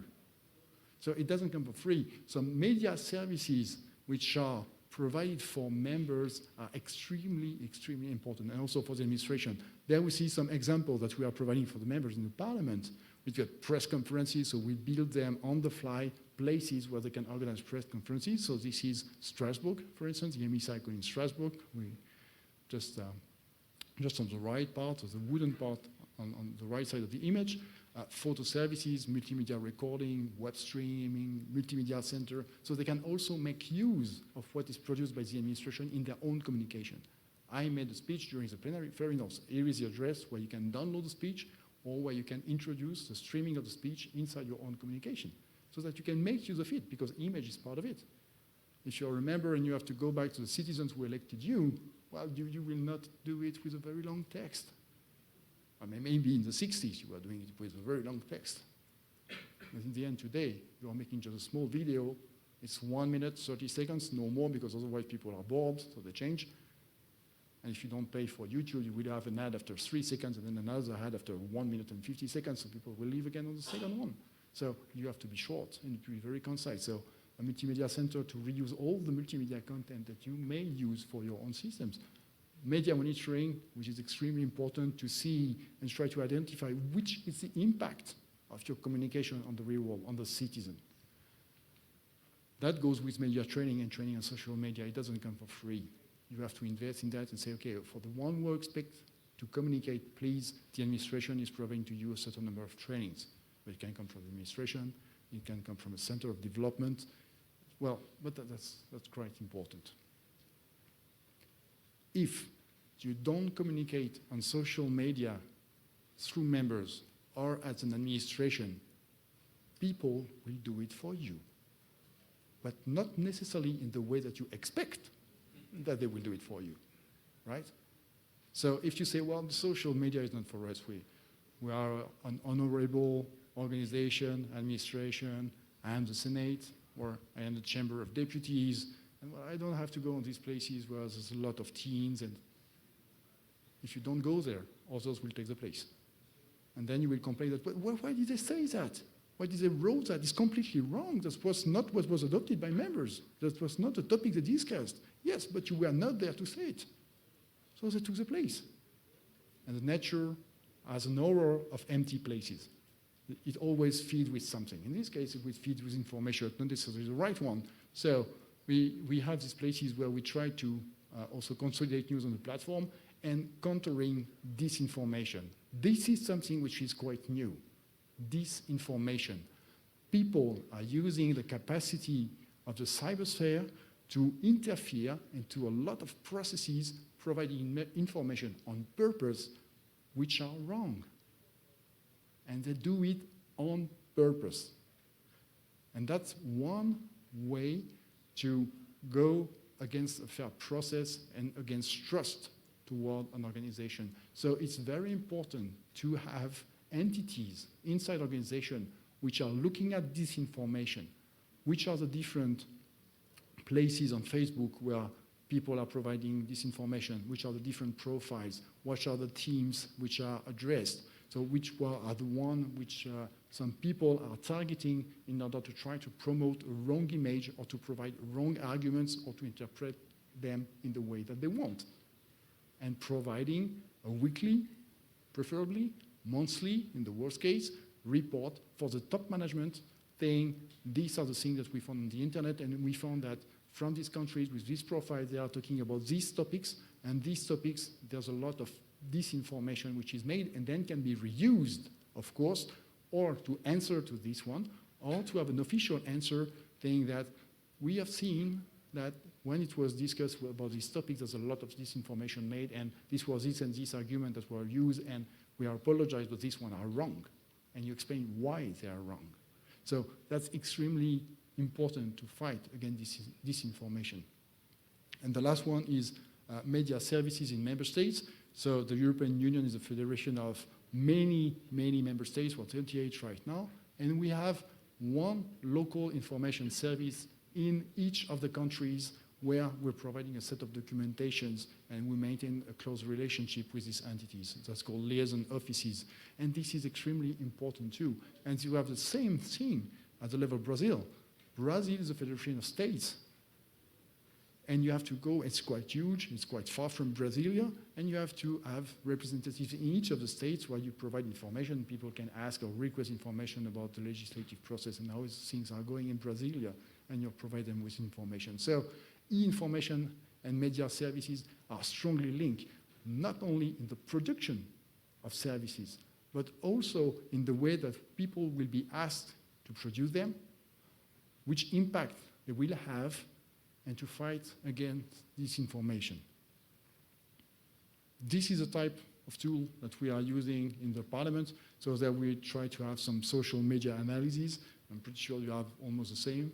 The tool may be almost the same, and we're just using some cloud words to see which are the main words which are used on different social media. We are just making some analysis of followers on different systems, and the keywords which are more addressed by which members. So we have a set of tools that we are using in order to try to monitor how things are evolving into the political sphere based on the information that we are providing. To conclude with the information, there's also other ways to inform and to involve people. We had, you had in Brazil, hackathon, several instances of hackathon that were made. That's one way to involve the civil society, the reuse of very often of open data, which are provided by your organization. But we also have an EU Open Data Portal, and there's a very important program which is currently running in cooperation with Interparliamentary Union and the Brazilian colleagues about the Open Data Hub that they will certainly talk during these 2 days, and I really invite you to go there. There's very interesting things. So talking about open data is also talking about transparency, providing data that people can reuse. And you have very interesting things for the people who won the EU Datathon that took place during the summer break. One of the winners was reusing data in the context of case law. And another one, it's about an irrigation system, how to use data and to make a system that can predict whether you have to put some water or not into fields to try to use the right level of water inside this one. So these are the type of opportunities you can gauge from the data you have, so that the civil society can gain of these ones, which are free for access. E-consultation, another topic that will also be discussed during these 2 days, how to set up e-consultation and what to expect from it. Do I have to open e-consultation for having a free speech, or do I close the consultation to a certain number of questions that I will provide some answers, and then I will ask people to select between these ones. That's the case of the copywrongs.eu. It was about the copyright, and there were several options that was proposed. Say, well, which proposal would you like to push if you would have to push it? We have also open laws or Plaza Podemos. It's another way to consult citizens and to request for information from them and to try to make use of this one. So that's the e-consultation. E-decision making, that's the most complex one. We have a proof of concept, which is this one, the linked open data and open laws. So this one is a site that was created so that everybody can put a comment, can amend a proposal that has been made and replace part of a proposal text with an amendment. So for or against, and you could also vote for the amendments of other people. So currently it's a proof of concept that was developed. We are not certain about how we will use this one. It's quite nicely done on the technological side, but then how to put this technological tool in the context of a political process is something completely different. So currently we don't have an exact answer on how it will be used, but there are some premises to think about what could be the impact of such a tool. Just a question about what we have just seen. According to you, there was a video that was produced by the European Parliament. This one was seen more than 34 million times on YouTube. 34 million times. Just one video. This video is about 3 minutes. That's a media can impact. Yes, it can. And it's not a waste to be involved in this one. So if you're interested, I have the video also, and we can have a look at this one during the question. But try to find which one was seen at this level. So e-administration. So we were talking about e-participation. That was of the 2 dimensions. And now let's move to the second dimension, e-administration. Let's address the e-administration through a corporate approach. And this is something that when you want to change your organization, when we want to have a reform, that's something I think that you may be familiar with. If you want to reform the administration, you have to apply a standards frameworks for everybody so that everybody can be evaluated on the same base. It exists a wide range of frameworks. Even people invent them. I have decided not to reinvent them. And this one was introduced in the Parliament 5 years ago, and it comes from Stanford. It's called the Strategic Execution Framework. You can type that on the internet. You will find a lot of documentations. If you want to know more, you can go back to Patrícia. She is the one who has an account on the IT governance platform that we are promoting, and there's all the documentation about the CEF available on this one. But this is a standard framework that addresses the overall part of your organization. Whatever organization you are for the public administration, it works quite well. This is one approach that was initially designed for the Silicon Valley in 2004, 2005. And unfortunately, in the Silicon Valley, you've got companies which are reevaluating their strategy every quarter. So mainly every 3 months, you have to go back and say, well, are we on the right track? Where do we stop? Where do we have to improve? What do we have to change? So you have a permanent change process that is supposed to ensure the liveliness of your company. Well, it's not the case of administration. But this system was not very successful for these companies that were very rapidly changing directions, extremely agile. But it fit quite well with organizations that have an expectation of revising the objectives every year, every 2 years, 2 years and a half, 3 years. So when you have more time to see the impact and the progress of your actions in order to revise them, and this one fits quite well. So if I take a case with, for instance, the Chamber of Deputies, you have the first part with the ideation. The ideation is mainly what is the rationale of your organization? Why do you exist? Why were you created? And what do you represent, and where would you like to go? That's the long-term intention. What's the purpose? Is your purpose supporting democracy? But your purpose may be to break down democracy, which would be quite strange for a chamber. But why not? But if your purpose may be to support democracy and to promote democracy. So that's the ideation part. And this ideation part is common for all the components of your organization. You do not have IT on one side saying, well, I have my own ideation. And you have on the other side, the plenary says, well, no, I have my own ideation. And close by, you've got the committees saying, well, I have my own ideation. No. That's wrong. They're all part of the same entity. They are all part of the same administration. So there's only one ideation. There was one rationale. There was one treaty. There was one text that was establishing the chambers. And that's all. And this is valid for everybody. But then you can change them after. For the rest, it can be specific. On the rest, on one side, you've got the long-range intention. Long-range intention is something about 10 years, 15 years, 20 years. But as you see, we cannot plan for so long period. So we try to reduce it. And we reduce that with goals. Goals is something which should be achievable in a shorter time frame, 3 years, 2 years and a half. And when you have goals, that because you want to measure something, you want to measure the impact of your goals. So my goal is to ensure that legislation will go faster. So I want to support that I'm able to deliver faster the legislation. So fair enough, that's a goal. But then what will be the metric? How would you measure the outcome of these ones? Maybe I'm able to provide the minutes from the plenary, well, in 2 days compared to something that I'm doing today in 1 week. So this is something that you can measure. And this will be one of the metrics. So you can set metrics for the goals. On the other side, you've got the nature side, and the nature side is part of the culture. Are you very reactive? Are you very innovative?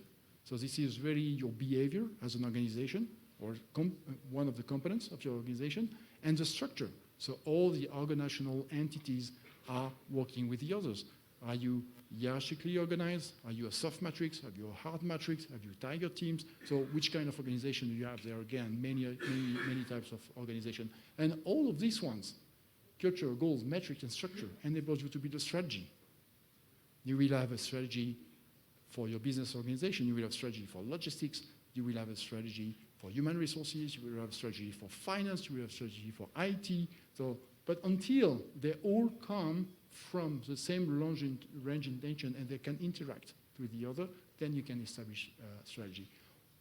Some years ago, we were talking about IT strategy in IT domains. So it was very, very nice. Now the word is not a buzzword anymore. That's digital strategy. You have to have a digital strategy, right? So, and if you don't, well, unfortunately, you can imagine that I'm working on the Senate. So I'm on the blue side, and I'm going to the restaurant, and I have a short walk through the corridors, and then I just arrive, go to the Chamber of Deputies, and I see my friend Rodolfo. Hi, how are you? Hello, I'm fine. So he's working for the Chamber of Deputies. I said, well, how are you, what are you doing right now? Watching you. You're watching me. That's extremely nice. Thanks a lot. So, E-participation. yeah, you're working in participation. That's excellent. And I'm working currently on the digital strategy of the Senate. That's very important stuff. Do you have a digital strategy? Yes. On your side? You have? Sort of.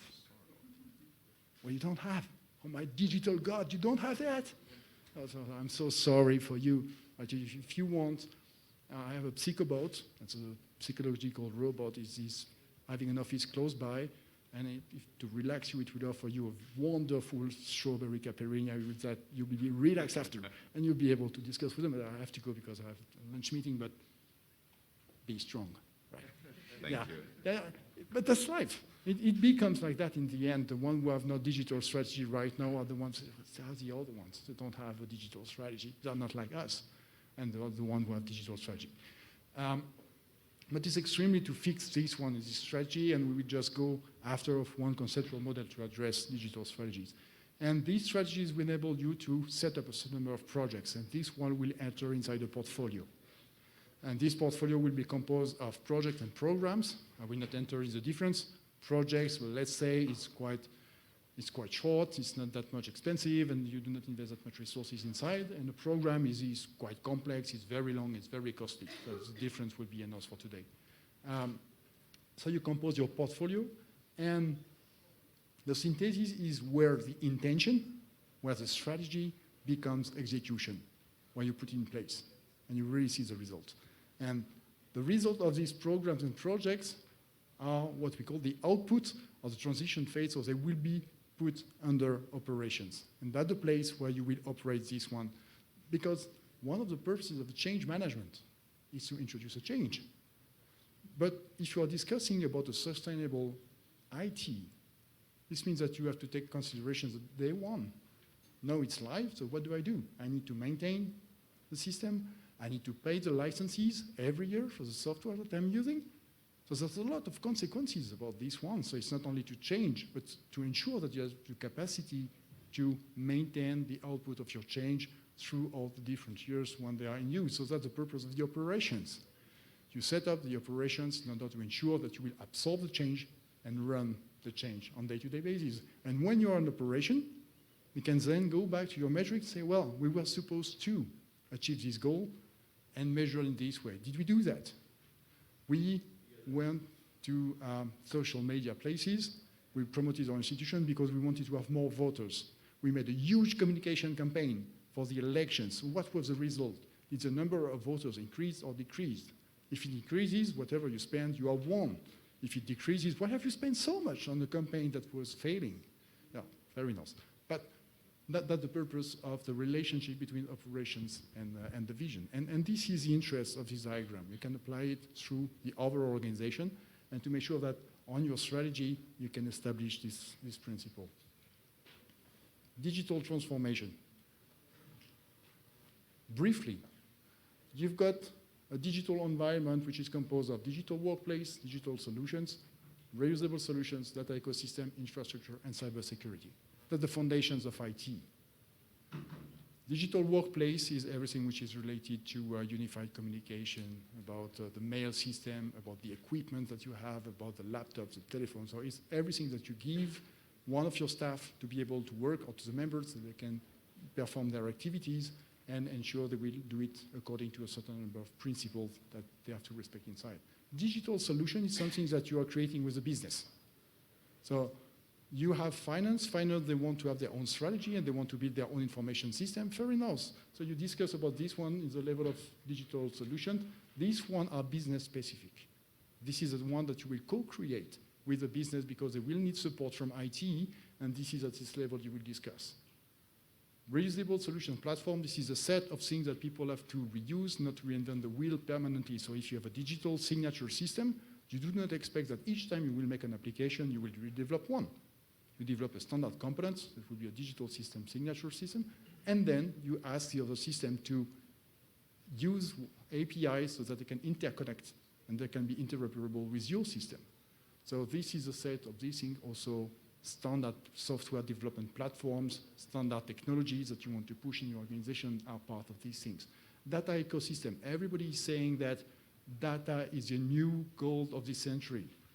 Well, great, data is a new gold, but within this data, how do you manage them? How do you use them? How do you ensure the ownership? How do you ensure that you have the right to use these ones? Who could they benefit from? So all these things about data ecosystem are described, and digital infrastructure, that's one of the challenges of today. What do I do with my infrastructure? Do I continue to host them myself? Or do I start to think about the cloud? Will I have an hybrid cloud with part inside, part outside? Public cloud? Why not? IaaS, PaaS, SaaS, so software as services could be also quite interesting. So how will I evolve my digital infrastructure? In the context of transformation, reform of the administration, these are the things that could also be challenges. Well, you have the Senate on one side, you've got the Chamber of Deputies on the other side, you've got maybe 2 data centers. Well, what's the difference between those? Why not, well, just merging forces and applying together? And say, well, no, that cannot be done because that was not the way it was done before. Great. But you have an example in logistics. At a certain period in time, the companies that were cleaning the Senate and the Chamber of Deputies were different.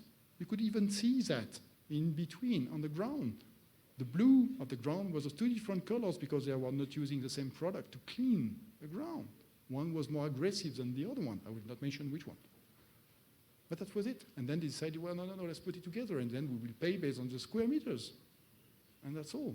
So we had a cost reduction because this was a merge of services, because in the end, this was the same service that was provided. And now you've got a very nice blue on the ground, which is harmonized for everybody. So these are the kind of questions that you can target. Cybersecurity, the point of cybersecurity, I think it's not to be discussed right now. Well, the question is not whether you will be attacked. It's when you will be. You cannot question that cybersecurity is something that you do not need. This is something which is now mandatory because you're permanently under stress. And it's a reality. These are the foundations for a digital strategy. You may have then your delivery model, so your digital delivery model that could be composed of agility, sustainability, and some business technology or specific solution agility, because now people are not ready to wait for 1 or 2 years to have an information system. If you come and you say, well, no, my work plan for the year is full. I know we are in March, but please come next year and we will see what we will have next year, and you will have an important topic to cover. I say, no, I'm not willing to wait for 9 months. You have to be more reactive than that. You have to manage the changes from your own organization. So it's about agility and sustainability that goes with how will I maintain it later on. Centralized, decentralized, you can discuss with the business for decentralized solution, but solution platforms, data system, digital infrastructure, these are business agnostic and remain under the responsibility of IT. If you start to disseminate that inside your organization, it will be very difficult to ensure coherences in between these systems. Innovation, resources, governance, 3 enablers. Governance, of course, because what you will do is using resources for certain purposes, and you need to ensure that you are using your resources for the highest priorities. You need to work what is strategic for your organization. And this is governance that ensures it. Or you may have enough resources to satisfy all the requirements which are provided to you. Fair enough. But I'm doubtful it will be like that. Resources, how do you want to work? You want to have internal staff, external staff. Are you sure that you have the right skills of your staff to support your transformation? And innovation, which is one of the thematics which is extremely fun right now. That's another buzzword. We have to innovate inside the organization.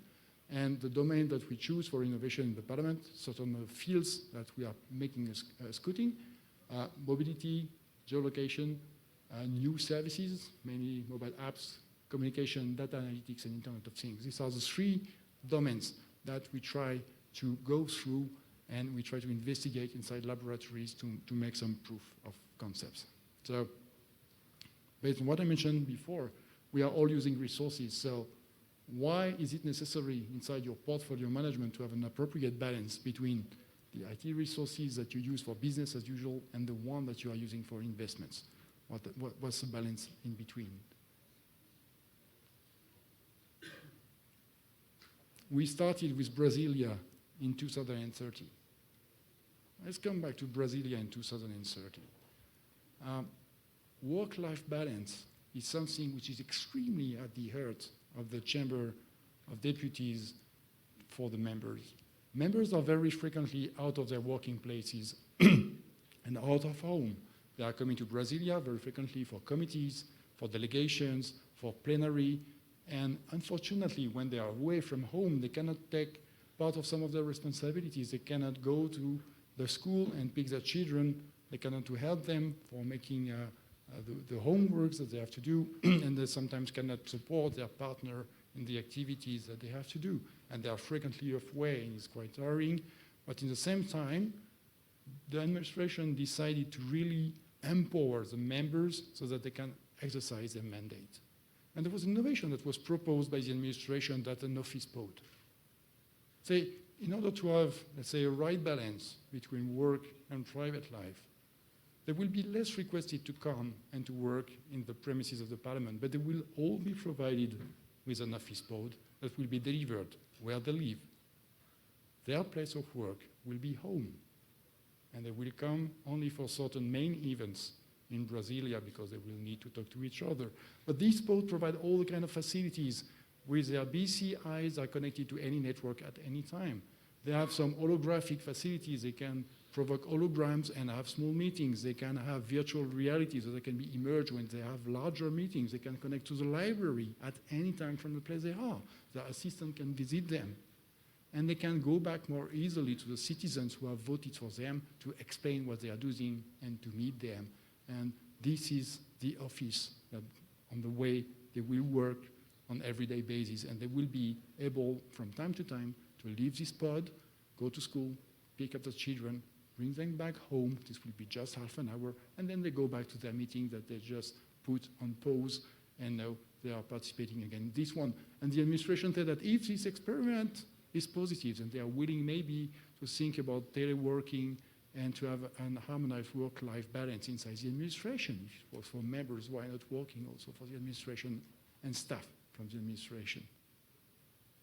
Thank you very much.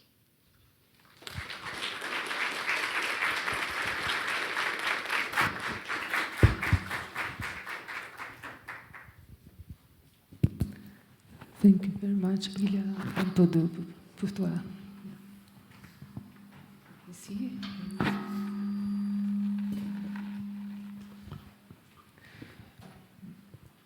Eu agradeço aqui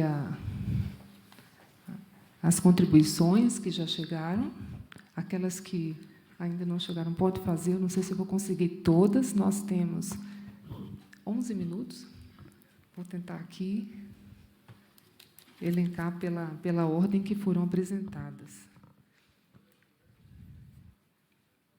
Deixa eu conseguir. Ana Lúcia Henrique, aqui da Câmara. Ana Lúcia... Ok.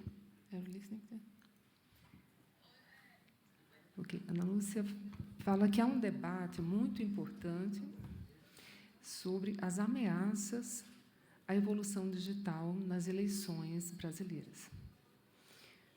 Em geral, fake news, manipulação dos dados, ataques externos, como se houver a vulnerabilidade da e-democracia dentro dos parlamentos.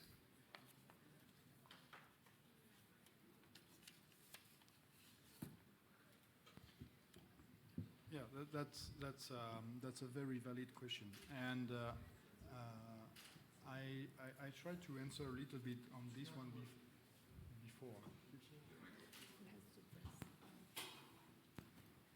We'll be on. Yeah, sorry for interpreters. That's a very valid point about the threats of digital tools, mainly toward elections and these processes, and that's why we built inside the Parliament a dedicated unit which is managed by the spokesman of the Parliament and which is dealing with disinformation, and that is producing reports very frequently and mainly during electoral processes to report all the communications which are used by people, all the arguments, all the thematics which are under threats and under attacks with this information, so that we can comment, and with the spokesman, which is a quite very important person inside the administration. By the way, the spokesman is also the Director General for Communication, and so that he can take the place and report on this disinformation. These are also given to top management, so they can take actions at their level and also report it to vice presidents, so that they can reuse these elements when they are communicating. So, yes, it's true. There are real threats. People are almost not willing to pay for information. How many of you are paying a subscription fee for a newspaper? Well, not that much. But do you think that really that information comes for free? Some good analysis of information come for free. Well, it doesn't come. You have to pay people, because this is intelligence behind, and these people have to live, and they have to be paid for that. So this is just an example that information have to be prepared, they have to be sent for people to be reused, and they have to be controlled. And this control loop by which you may have a look of disinformation is currently extremely important. This is a function that was set up in the context of the electoral process that we had. In May, we just had European Union elections for electing the members, and this was set up in this context because we saw, of course, largely before to be ready to cope with the process, but that was established to cope with the dimension. So yes, there is a real threat, because the number of people that you can connect with networks for us now is extremely huge, and well, people like to go with the theory of conspiracy. They really like that because it's fun, because it gives them answers to questions that maybe they will never have an answer. So people are really keen on that, and maybe if you make a decent interpretation of a political fact, they will not be that much interested, because it may be a little bit boring compared to a conspiracy that may be more exciting. So yes, this is a real threat, and this is something that has to be institutionalized and to work against in these processes. Uma outra questão da Miriam Violeta, do Senado. Por que na matriz SWOT não estão as fake news e como lidar com elas no Parlamento Digital?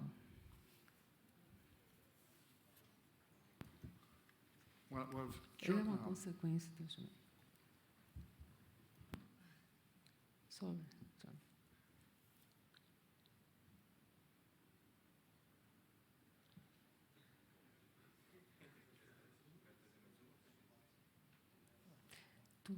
A sua.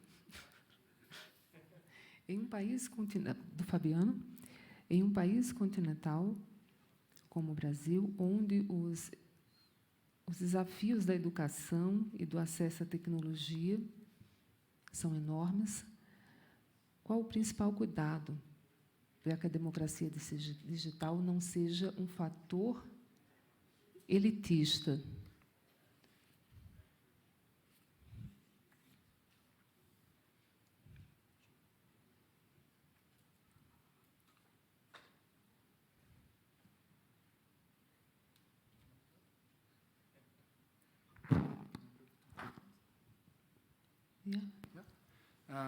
For the fake news, obviously the fake news goes with disinformation.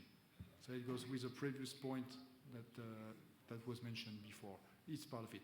Fake news is part of disinformation. So you have to identify. I think that one day we will arrive to have a kind of official or governmental certificate on the news, certifying that it comes from a trustable source. There was 2 weeks ago, an information system that was released by an Israeli company that can make fake videos live. So they can take a video and replace the visage of someone by someone else, the face, sorry, of someone by someone else live. And it's extremely complex to see the difference. And what is worse is that they made the algorithm public. They gave it through GitHub. Well, this shouldn't be. Well, true that you can always redo it, but they shouldn't do that. So how do you want people that will spend 30 seconds in front of the video making the difference between a fake video and a real video? This is only the question of Photoshop, where you can do everything you want with a photo. But now it's going far from that.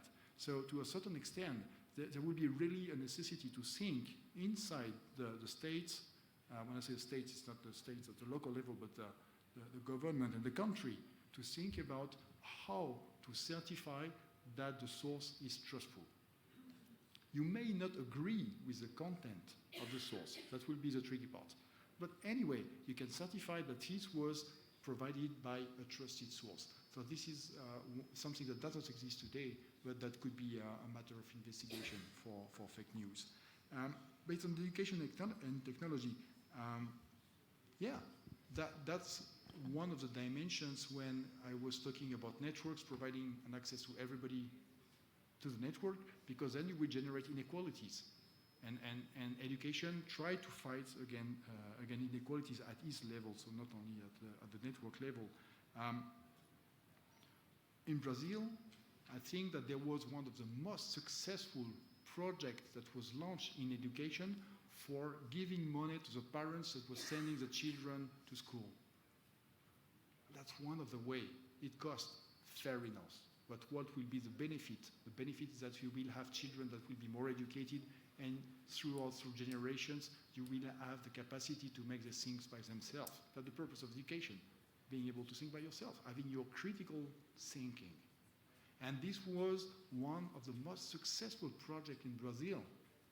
So that's one way. We have to find all the different ways we can to make sure that children are going to school and that they can learn. And when you have first at the basic, and then when you have people who are already in their work life, then to give them opportunities through long life training that they can come back and have regular training about how the technology is evolving, or maybe how the system is evolving, not only by pushing information through the news, but also at the local level by meeting people. Democracy is a question of people, and people is a question of interaction, whether you face people sometimes. Members go back to the people because they want to talk to them, and this is the same for everybody. That's the base of social relationships. We are living in society, so we have to talk to each other. And it goes also by having local connection that you can talk to people. So education is not only for the children. These type of programs are extremely interesting. Any opportunities is to be evaluated, but it has also to be applied to the different ages I would say from midlife or older people who then have time when they are retired. A última aqui, ainda temos algum tempinho, 1 minuto e meio, da Heloísa Fischer, da PUC Rio. Ela fala: muitos cidadãos não se engajam e se desinteressam sobre as atividades do parlamento porque não entendem a complexa linguagem típica do legislativo. O Parlamento Europeu oferece algum tipo de treinamento em plain language, em português, em uma linguagem simples? Well, Portuguese is one of the 24 official working languages from the Parliament. So yes, we do offer facilities for members in Portuguese and how to communicate through social media, for instance. But yes, it's true that people are not that much interested in the activities that we are performing, and you do not communicate on Facebook or Instagram, on Twitter, the same way that you communicate officially on the site. And if you want to make consultation, you have to ensure that the one who will read the information you are providing for a consultation, they will be able to understand it. So yes, we are using a jargon which is very legislative, which is very common in between us, but that nobody else understands except us. So it has to be rewritten with words that people can understand, that they can have the mean of a bill or the mean of a law, and that they can be in a position to express themselves. So yes, it has to be written in a different language. It costs, fair enough, but at the cost of being understood by the people who have elected you or the organization that you are working with. And do you have to provide trainings for the people who will do that? Yes, of course, you will have to train them for this purpose. Bem, tempo esgotado aqui. I thank you, Professor Ludovic, so much. Eu agradeço também a todos que estiveram conosco até agora, lembrando que tudo foi gravado, estará disponível no canal YouTube do Cefor Vídeos. À tarde, nós começaremos às 13h30, com a apresentação dos trabalhos, né?